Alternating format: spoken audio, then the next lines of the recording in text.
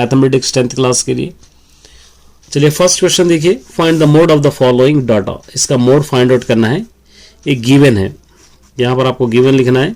Given 5 6 9 6 12 3 6 11 6 and 7।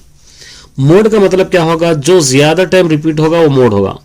6 6 6 ज्यादा time repeat है, इसलिए इसका मोड आंसर क्या लिखेंगे, 6 आपको लिख सकते हैं। बहुत सिंपल सा क्वेश्चन है ये। देखिए ये भी very important question. Express tan theta in terms of sin theta.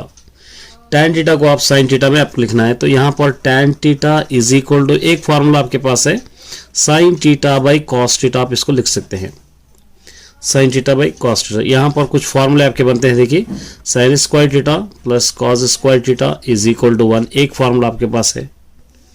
तो cos square theta is equal to ये हो जाएगा 1 माइनस साइन स्क्वायर थीटा, ये भी एक फॉर्मूला आपके पास। cos theta is equal to ये स्क्वायर में रूट बन जाएगा 1 माइनस साइन स्क्वायर थीटा, इस तरह ये बनेगा। तो यहाँ पर आप क्या कर सकते हैं, ये sine theta is equal to cos theta को क्या लिख सकते हैं, under root 1 minus sine square theta लिख सकते हैं। इस तरह आपको फॉर्मूला आ जाएगा। चलिए देखिए, right the formula for finding the median of group data. Median का फॉर्मूला आपको लिखना है, तो मीडियन का फॉर्मूला आपको लिखकर इसके फुल फॉर्म्स आपको लिखना है। Median is equal to L plus n/2 minus CF by F into H, ये मीडियन का फॉर्मूला। अब इसके फुल फॉर्म्स लिख लीजिए। L is equal to lower boundary of median class, lower boundary of median class. n का मतलब होगा number of observation, number of observation. CF होगा क्यूमुलेटिव फ्रीक्वेंसी, क्यूमुलेटिव L है ये क्यूमुलेटिव फ्रीक्वेंसी भी लिख सकते हैं ऑफ, ये भी लिख सकते हैं क्लास प्रेसीडिंग द मीडियन क्लास, ये भी आप लिख सकते हैं इतना, या आप क्यूमुलेटिव फ्रीक्वेंसी आप लिख सकते हैं। F है frequency of median class, frequency of median class. H क्या होगा, क्लास साइज। इस तरह इसका फुल फॉर्म आप लिख सकते हो। चलिए देखिए, A is equal to given है आपके पास 1 2 3, B is equal to given है 3 4 5।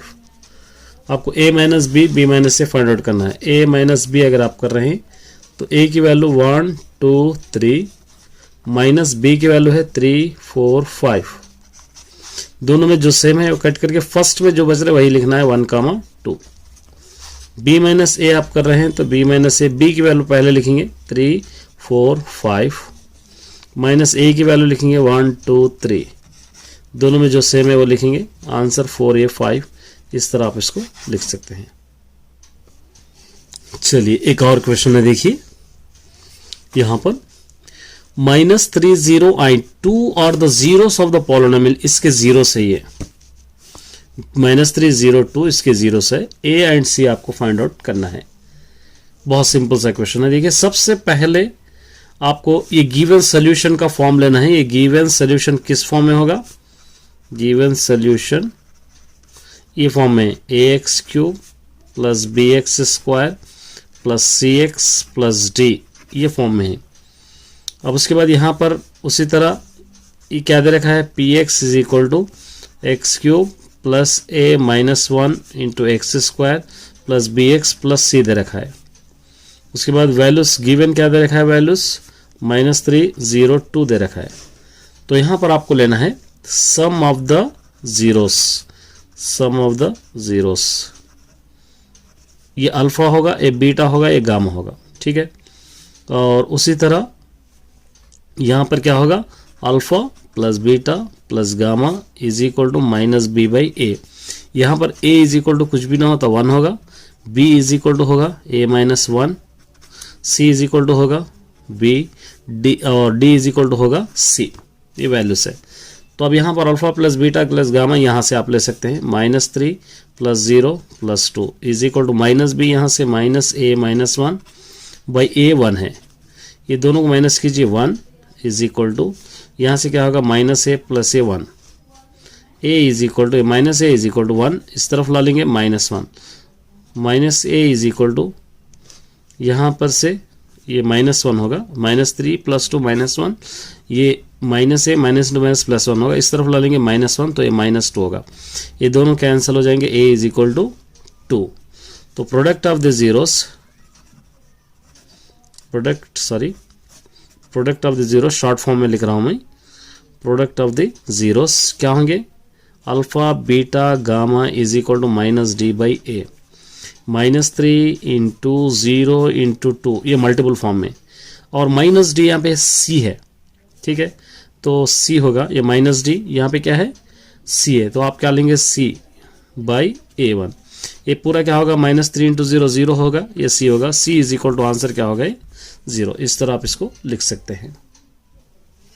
ये कंस्ट्रक्शन करना है, देखिए ड्राई लाइन सेगमेंट लेंथ, सबसे पहले एक लाइन सेगमेंट आपको लेना है 7.3 सेंटीमीटर्स की, जिसका नाम दे देंगे ए एंड बी। उसके बाद इस तरह एक एक्यूट एंगल आपको लेना है ए, और यहाँ से 3:4 का मतलब 3 + 4 is equal to 7, 7 equal lines लेना है, A1 A2 A3 A4 A5 A6 A7, इस तरह आपको लेना है, ये 7 से इसको कनेक्ट करना है।